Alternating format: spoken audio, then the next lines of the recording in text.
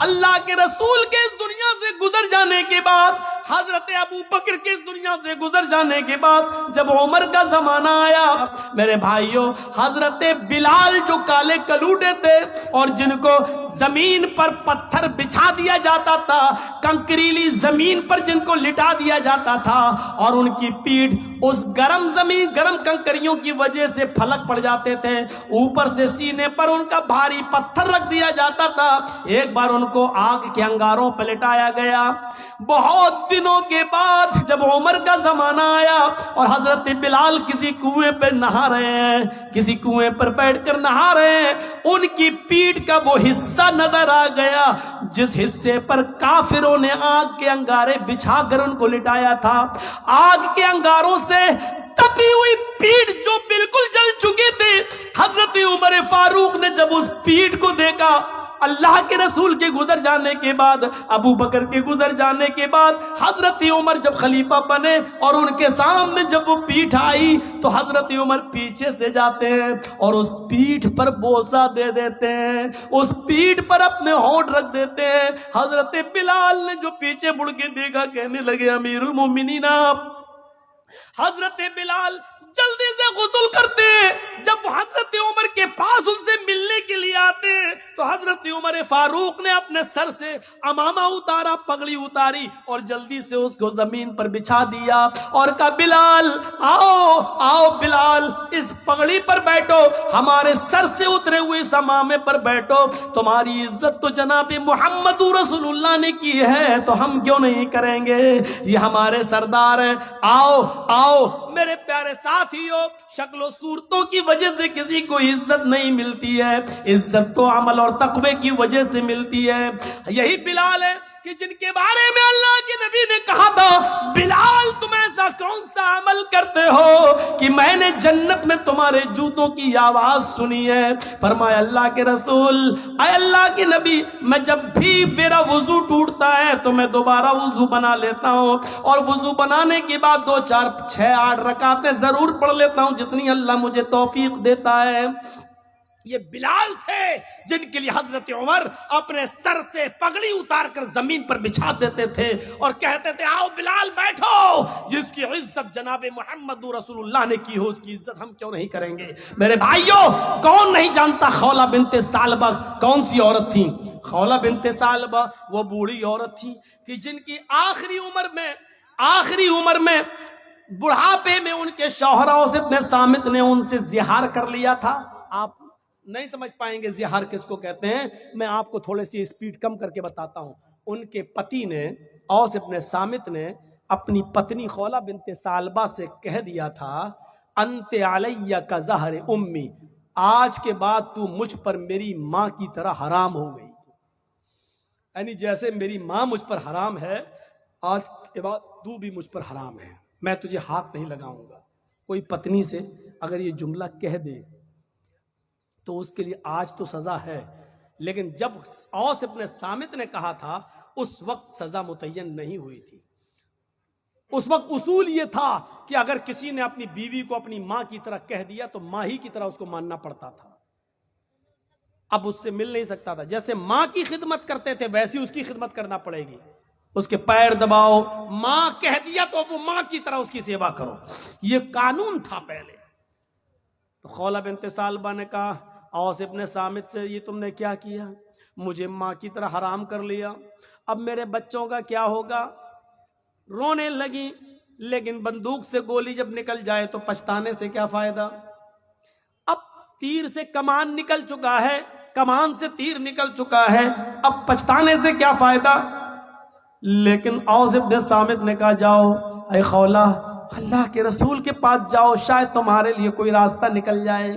خولہ اللہ کے نبی کے گھر میں آتی ہیں، سنیے ذرا غور سے سنیے، خولہ اللہ کے رسول کے دروازے کو دستک دیتی ہیں، مسجد نبی سے لگا ہوا حجرہ اللہ کے نبی کا، اللہ کے نبی نے دروازہ کھولا، سامنے خولہ کھڑی ہے، اندر آؤ، اندر لے گئے، کیا ہوا پوری بات بتائی، اے اللہ کے نبی ہمارے لیے راستہ نکالیے، میرے شوہر نے مجھے اپنے اوپر اپنی ماں کی طرح حرام کر لیا۔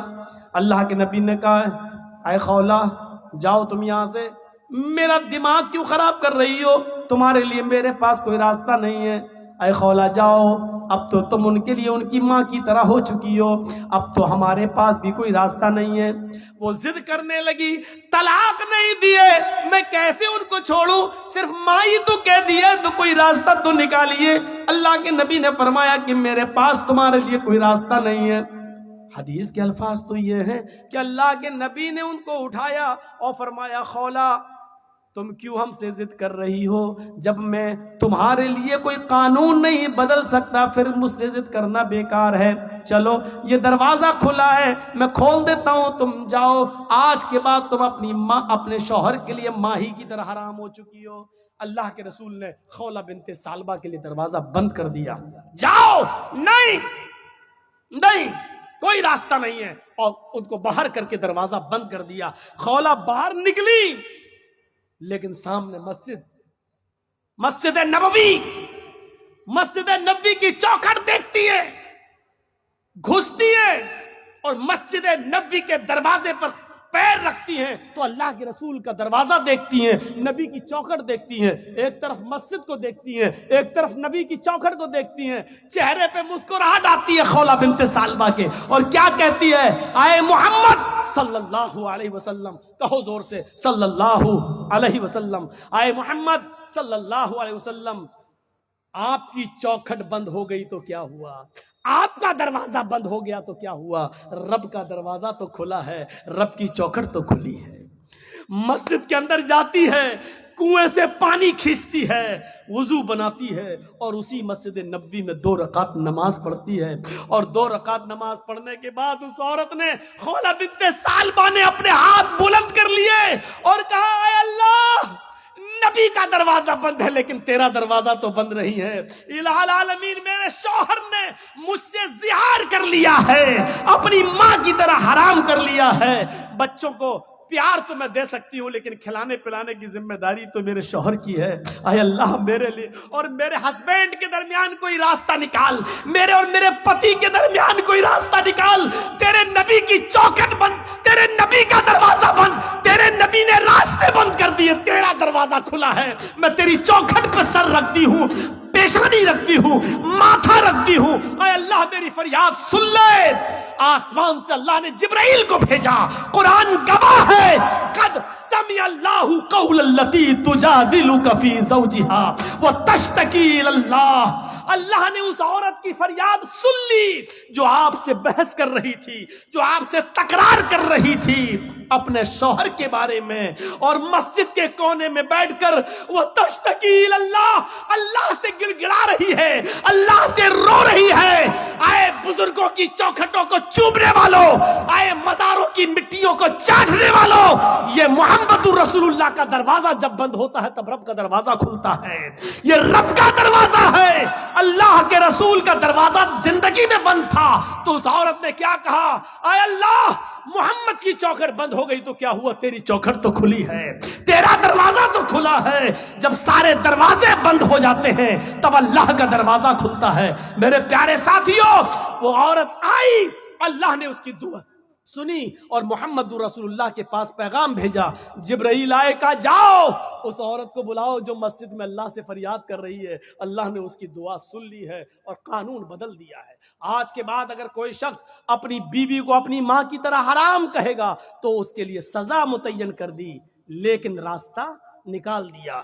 وہ ایک غلام آزاد کرے گا، ایک غلام آزاد کرے اور پھر بیوی بنا لے. جس کو ماں کہہ دیا، ہل بہت سے لوگ کہہ دیتے نا، چل بھگ آج کے بعد تو میری اماں، چل نہیں جائیں گے.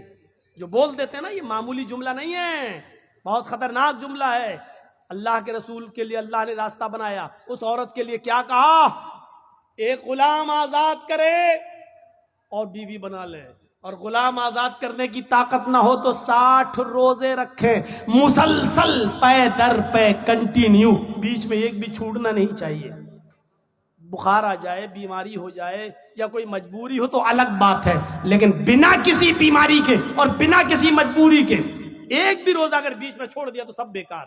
مثلا 60 روزے رکھنا، 55 رکھ لیے، چلو 1-2 دن آرام کر لیتے، 5 ہی تو رہ گئے بعد میں پورے. جہاں ایک چھوڑا 55 بیکار. پھر ایک سے رکھو. شہرین متتابعین، کنٹینیو لگاتار آپ کو روزے رکھنا ہے 2 مہینے تک، 60 روزے مسلسل. شہرین متتابعین، 60 نہیں 59 بھی ہو سکتے ہیں. اگر 2 مہینے 29 کے چاند ہو جائیں تو 58 بھی ہو سکتے ہیں. ایک چاند 29 کا ہو جائے، ایک چاند 30 کا ہو جائے تو 59 بھی ہو سکتے ہیں. دونوں چاند 30 کے ہو جائیں تو 60 بھی ہو سکتے ہیں. تو شہرین متتابعین، 2 مہینے کنٹینیو مسلسل روزے رکھے گا وہ. اور یہ بھی طاقت نہ ہو تو تیسرا راستہ 60 مسکینوں کو کھانا کھلاؤ. چاہو تو ایک ہی دن بلا کر 60 کو کھلا دو. آج 60 کو کھلا دو گے تو آج ہی وہ تمہاری بیوی بن جائے گی. ایک ایک کر کے 60 دن کھلاؤ گے تو 60، جب تک 60 پورے کھا نہیں لیں گے تب تک وہ تمہاری بیوی نہیں بنے گی. یہ تمہاری سہولت کے اوپر ہے. چاہو تو ایک ایک کر کے 60 دن کھلاؤ، یا 60 فقیروں کو ایک دن بلا کے کھانا کھلاؤ، یا 10 کر کے 6 دن کھلا لو. یہ آپ کی سہولت کے اوپر ہے. جب تک 60 مسکین پورے کھانا کھا نہیں لیں گے آپ اپنی بیوی سے بیوی کی طرح مل نہیں سکتے ہیں. وہ تمہاری بیوی بن جائے گی. یہ سزا متعین کر دی لیکن راستہ نکال دیا، پہلے تو راستہ نہیں تھا. تو خولہ بنت ثعلبہ کے کی دعا کو اللہ نے سن لیا. یہ آخری وقت میں خولہ بنت ثعلبہ کی کمر جھک گئی. کمر لاٹھی لے کے چل رہی تھی اور ایک دن حضرت عمر گھوڑے پر بیٹھ کر جا رہے تھے. خولہ بنت ثعلبہ ایک پل پر لاٹھی ٹیک کر کھڑی تھی اور وہیں سے اشارہ کر رہی تھی عمر رک. عمر رک گئے، ادھر آ. حضرت عمر خولہ بنت ثعلبہ کی آواز سن کر گھوڑے سے اتر گئے اور چلے گئے. نیچے جھک اور کچھ بات کہنے لگی ان کے کان میں. عمر فاروق کے ساتھ جو لوگ تھے ان کو بڑا غصہ آیا. ایک معمولی سی بڑھیا عمر فاروق کو دھمکی دیتی ہے، ان کا گھوڑا روکتی ہے، ان کو گھوڑے سے نیچے اتارتی ہے اور کہتی ہے کان ادھر کر. کان میں کچھ بولتی ہے. فرمایا امیر المومنین، ایک معمولی عورت آپ کو گھوڑے سے اتارتی ہے اور آپ اتر جاتے ہیں. ایک معمولی عورت آپ کو اشارہ کر کے بلاتی ہے اور آپ چلے جاتے ہیں. ایک معمولی بڑھیا آپ کو کہتی ہے کان نیچے کر اور وہ آپ کے کان میں کچھ بولتی ہے، آپ سن لیتے ہیں. کیا بات ہے، اتنا کیسے؟ فرمایا حضرت عمر نے، اے میرے ساتھیوں، یہ معمولی عورت نہیں ہے. خولہ بنت ثعلبہ معمولی نہیں ہے. جب محمد کے دروازے بند ہو چکے تھے تب اس کے دروازے کو اللہ نے کھولا تھا. میری کیا مجال جو اس کی نہیں سنوں. 7 آسمان کے اوپر عرش پر بیٹھا ہوا وہ اللہ جب اس عورت کی فریاد سننے کے لیے تیار ہے تو عمر کے اندر یہ مجال نہیں کہ وہ گھوڑا چھوڑ کر آئے اور اس کی بات نہ سنے. میرے اندر اتنی ہمت نہیں ہے. میرے پیارے ساتھیوں، یہ تھے حکمراں جو ایک معمولی بوڑھی عورت کی بات کو سننے کے لیے چلے جاتے تھے. اور دلیل کیا دیتے تھے؟ اس عورت کی بات کو جب اللہ نے 7ویں آسمان کے اوپر سنا تو عمر کی مجال کیا ہے جو زمین پر رہ کر اس کی بات کو نہ سنے. نہیں، میرے اندر اتنی جرت نہیں ہے، میرے اندر اتنی بہادری نہیں ہے، میرے اندر اتنی. تو اسلام سہولت کا نام ہے، اسلام آسانی کا نام ہے. آپ دوسروں کے لیے آسانی پیدا کریے، لڑکی والوں کے لیے مجبوریاں پیدا مت کیجیے. آپ کو معلوم ہوگا